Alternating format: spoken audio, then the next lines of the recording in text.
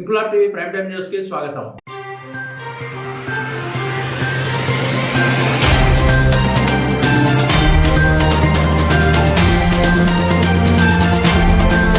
NTPC పట్టణంలోని 3, 4, 5 డివిజన్లలో పలు రోడ్డు అభివృద్ధి కార్యక్రమాలకు మున్సిపల్ అధికారులు, స్థానిక కౌన్సిలర్లు, కాంగ్రెస్ నాయకులు, కార్యకర్తలతో కలిసి శంకుస్థాపనలు చేసిన రామగుండం శాసనసభ్యుడు ఎంఎస్ రాజ్ ఠాకూర్. ఎన్టీపీసీ పట్టణంలోని మున్సిపల్ పరిధిలో Narasalapalli, Malkapur, Jangalapalli, B type colony, SBI bank నుండి నరసాలపల్లి వరకు ప్రధాన రహదారికి కలెక్టర్ అవైలబుల్ ఫండ్ నుండి 2 కోట్ల రూపాయల నిధులతో 20 మీటర్ల వెడల్పు, 1 కిలోమీటర్ పొడవుతో సీసీ రోడ్డు నిర్మాణంతో పాటు పలు అభివృద్ధి కార్యక్రమాలకు స్థానిక నాయకులతో కలిసి శంకుస్థాపన చేసిన అనంతరం రామగుండం నియోజకవర్గ శాసనసభ్యుడు ఎంఎస్ రాజ్ ఠాకూర్ మాట్లాడుతూ గత 30 సంవత్సరాల నుండి 3, 4, 5 డివిజన్లకు చెందిన ప్రజలు, విద్యార్థులు, ఉద్యోగస్తులు రోడ్డు సౌకర్యం లేకపోవడంలో నానా రకాలుగా ఇబ్బంది పడ్డారని, ఎన్నికల ముందు తాను ఇచ్చిన హామీని నేడు Narsanapalli, Malkapur, Jangalapalli, B type colony, SBI bank నుండి నరసాలపల్లి వరకు ప్రధాన రహదారి నిర్మాణానికి శంకుస్థాపన చేసి నెరవేర్చానన్నారు.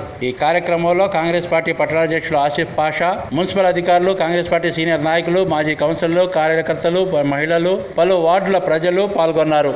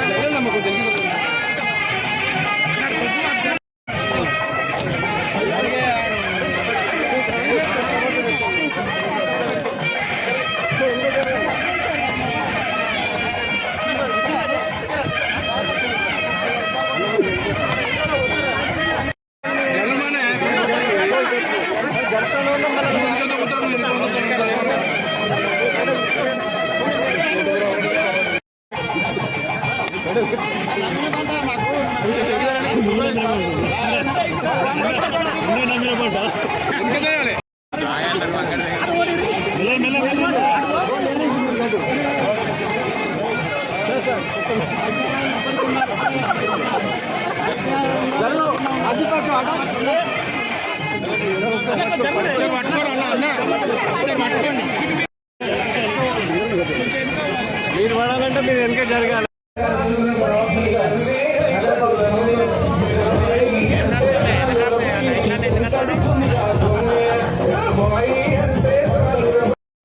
ఎన్టీపీసీ నాయకులు మాత్రమే దయచేసి డివిజన్ ప్రెసిడెంట్, 4వ డివిజన్, 5వ డివిజన్ అధ్యక్షుడు లక్ష్మణ్, అలాగే 3వ డివిజన్ అధ్యక్షుడు ఈదులూరి మల్లేష్, మడిపల్లి మల్లేష్, ఎన్టీపీసీ నాయకులు, అలాగే మా మహిళా నాయకులు టౌన్ అధ్యక్షులు సూమ్ పద్మ గారు, 4వ సరిత గారు, 3వ డివిజన్ అధ్యక్షులు సునీత గారు, 2వ డివిజన్ అధ్యక్షులు కనీసం మంచినీళ్ళ సౌకర్యం అన్న మనకు మించి నాణ్యమైన రోడ్లు ఇస్తాన మార్పు రావాలని అన్న నిరంతర నాయకుడై అసెంబ్లీలో కూడా ప్రసంగం చేసిన విషయం మనకు అందరికీ విదితమే. కాబట్టి అన్నగారు చేసే ప్రతి పనిలో మనవంతు భాగంగా మనకు ఏమాత్రం కొంచెం నష్టం జరిగినా ఓర్చుకొని అన్నను మనస్ఫూర్తిగా సహకరించి కోరుకుంటా ఉన్నా. థ్యాంక్ యూ అన్న. ఎన్టీపీసీ పట్టణ కాంగ్రెస్ ఒక ముఖ్య సమస్య ఇక్కడ మాకు ఇందిరా మహిళలు తక్కువ వచ్చినాయి. సంపూర్ణంగా మీరు చెప్పినట్టు ఎవరైతే అప్లై చేసుకున్నారో అందరికి వచ్చింది. రాజీవ్ యువ వికాస్ కూడా దాదాపు అందరు రాలేదు. కానీ దయచేయాలి, మేము గరీబ్ వాళ్ళం కాబట్టి కొంచెం పెద్ద మనసుతోటి మనం చూడాలని మిమ్మల్ని కోరుతా ఉన్నాం. వాళ్ళు వెళ్ళిపోతారు. నా ఇంకా ఉన్న వాళ్ళు దారి అండి.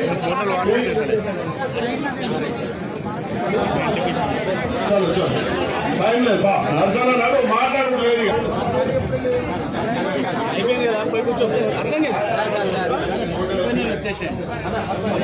సరిత దయచేసి తొందరగా ఏడ్చుకొని దయచేసి కింద దిగండి ప్లీజ్. దిగండి దిగండి.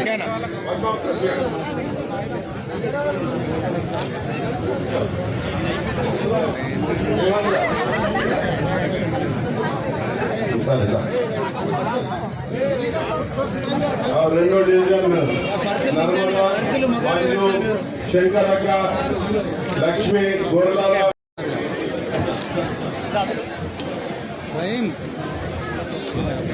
అలాగే రామన్ గారు ఈ గారు కూడా రావాలని కోరుతా ఉన్నా. Thank you very much. Moshika Ravi,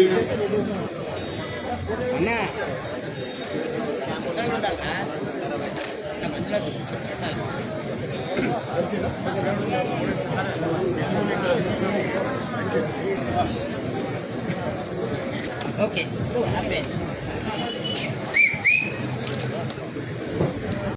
నాలుగో డివిజన్ అధ్యక్షులు భరత్ మహేష్ రెడ్డి గారికి కూడా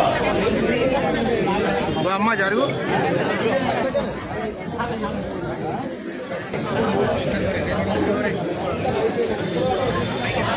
కానీ దయచేసి దిగండి ప్లీజ్. స్థానికంగా ఇక్కడ మన రోడ్డుకున్న రండి. ట్యాంక్ కాలనీ వాసులు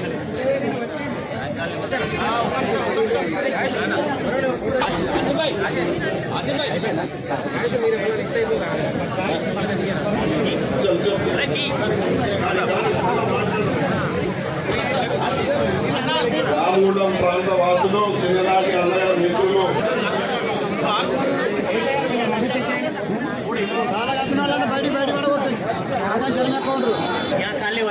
ఖాళీ వాళ్ళకు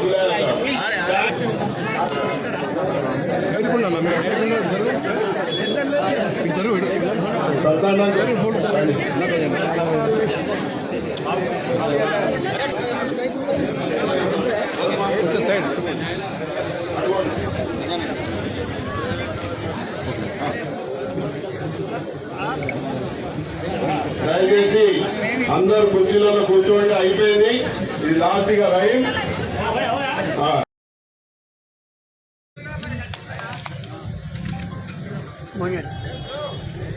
అందరికీ నా హృదయపూర్వక నమస్కారాలు. ఇంతవరకు రాజ్ ఠాకూర్ గారు చెప్పినట్లు మీ అందరికీ తెలుసు, గత 10 సంవత్సరాల ఏదైతే అప్పుల పాలు చేసినారో ఈ రాష్ట్రాన్ని, ఆర్థికంగా ఎన్ని ఇబ్బందులు ఉన్నా దాన్ని ఎదుర్కొని ఏదైతే ఎలక్షన్ అప్పుడు క్యాంపెయినింగ్ అప్పుడు ఏదైతే హామీలు ఇచ్చినామో, గ్యారెంటీలు ఇచ్చినామో దాన్ని ఒక్కొక్కటి పట్టుకొని ఆర్థికంగా కష్టాలు ఉన్నప్పటికీ కూడా వాడాకి ఇప్పుడే చెప్తున్నారు రాజుగారు, వాడాకి కూడా రోడ్లు వేసే కార్యక్రమాలు కానీ, నీళ్ళ కార్యక్రమాలు కానివ్వండి, ప్రతి వాడకి సేవ చేసే కార్యక్రమాలు పెట్టుకోవడం జరుగుతుంది. ఇవాళ దాదాపు 2 కోట్ల పైగా సీసీ రోడ్ల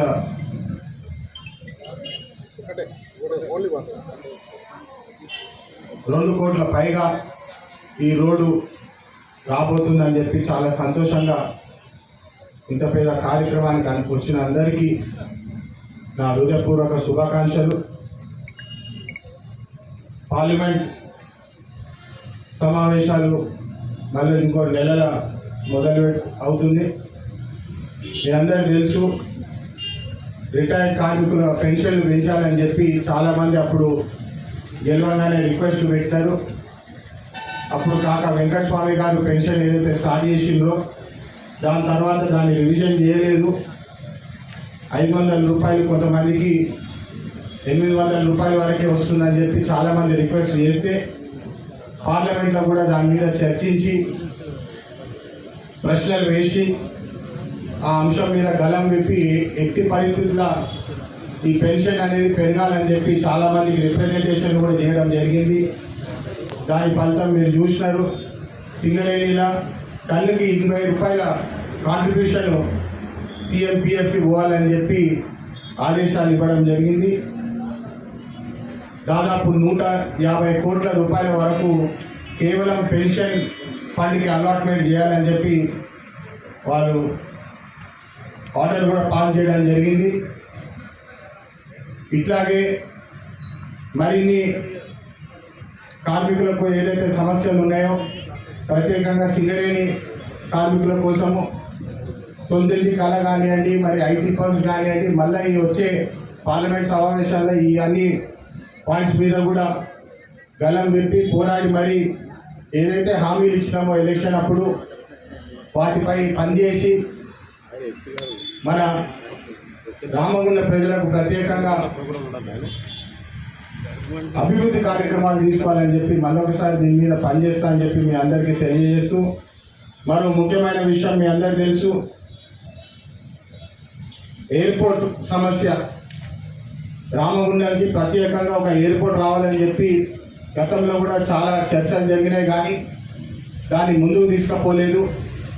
కానీ గత సంవత్సరంలో రామ్మోహన్ నాయుడు గారి దగ్గర పోయి వారికి ఎక్స్ప్లెయిన్ చేసి ఇక్కడ సమస్యలు ఎక్స్ప్లెయిన్ చేసి మొదటిగా వారు ఏదైతే ఎయిర్పోర్ట్ అథారిటీ వారు వచ్చినారో ఈ సైట్ మనకు పనికిరాదని చెప్పి వారు ఇమీడియట్గా రెస్పాన్స్ ఇస్తే దాని మీద మళ్ళా చర్చించి మళ్ళీ మీరు విజిట్ చేయాలి, మళ్ళీ ఫీజిబిలిటీ రిపోర్ట్ తయారు చేయాలని చెప్పి వారి మీద ఒత్తిడి పెట్టి మీరందరూ చూసినారు. 2-3 నెలల క్రితం వారు వచ్చి ఇన్స్పెక్షన్ కూడా చేయడం జరిగింది.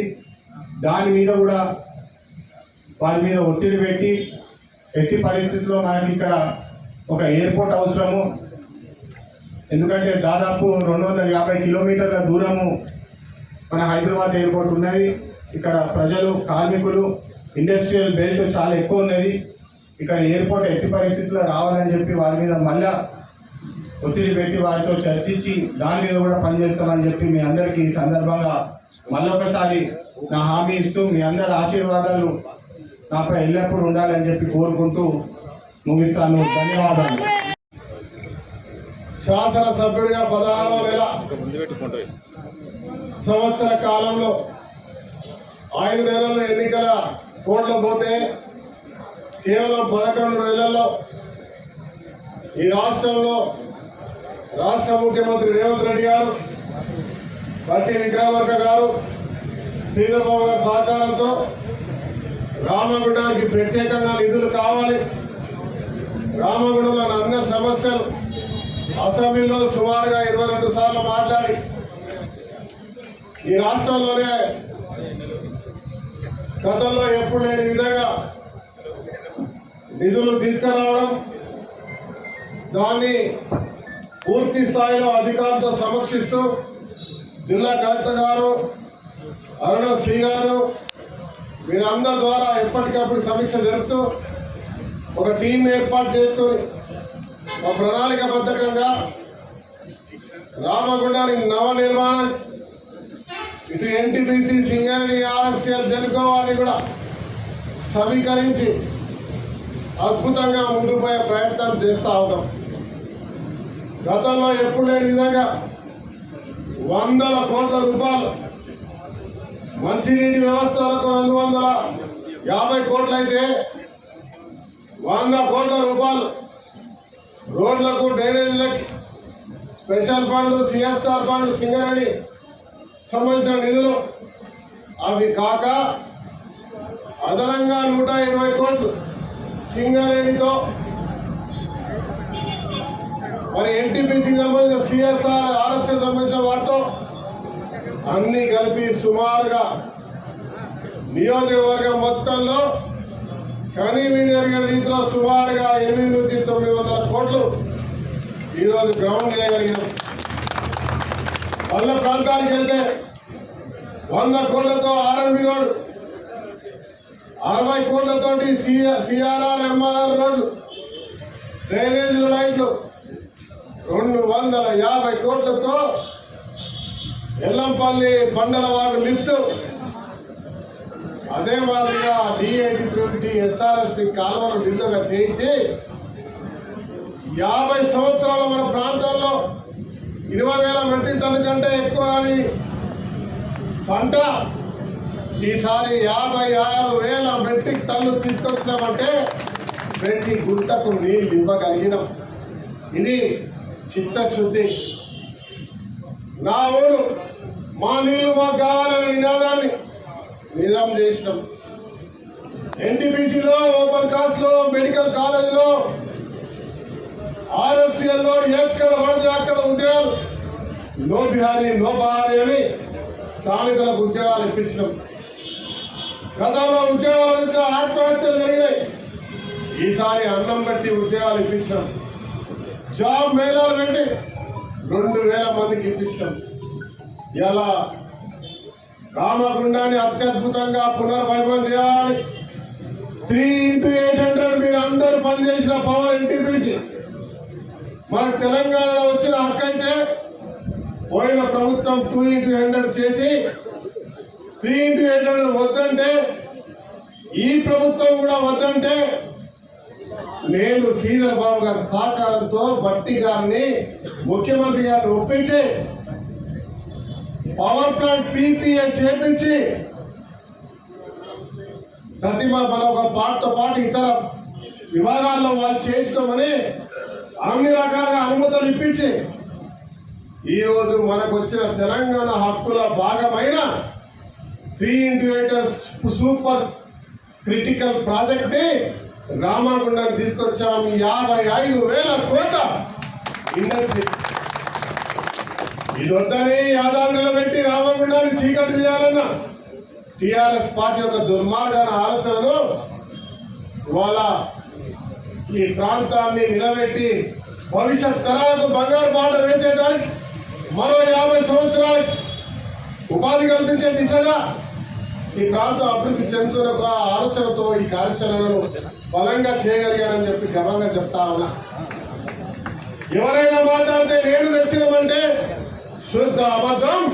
ఇది రేవంత్ రెడ్డి గారు, బట్టి విక్రమార్క గారు, మీ కుటుంబ సభ్యుడైన రాజ్ ఠాకూర్ గారి ఒత్తిడితో, శ్రీధర్ బాబు గారి ఒత్తిడితో ఈరోజు 3x800 రామగుండంలో ఏర్పాటు చేయబోతున్నామని చెప్తా ఉన్నా.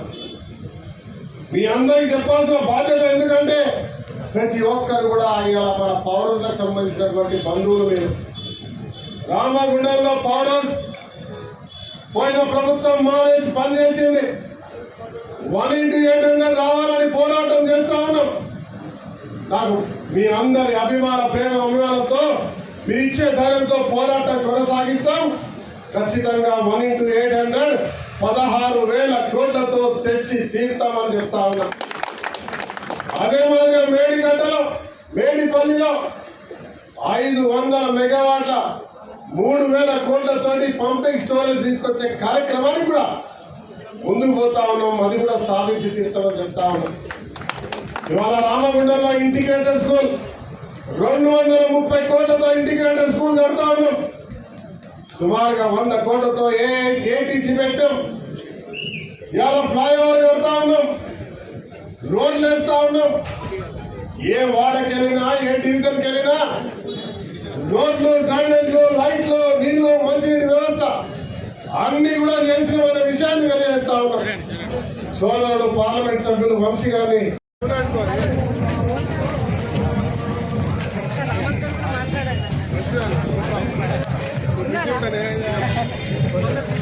ఏమంటాడు 3,000 మంది 4,000 మంది మీటింగ్ వస్తే లెఫ్ట్ సైడ్ ఎప్పుడు వస్తారు టెండరు ఎప్పుడు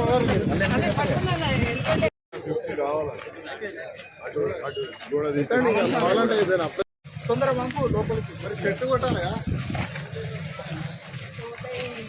తొందర రమ్మని ట్యాంక్ ముందట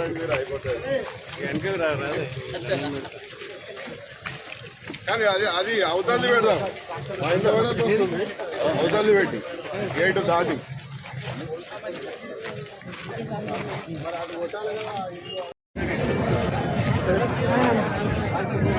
దయచేసి కొంచెం అందరూ పక్కనే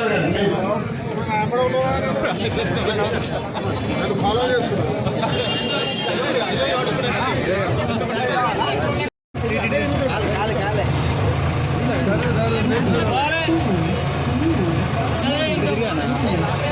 జై కాంగ్రెస్ జై కాంగ్రెస్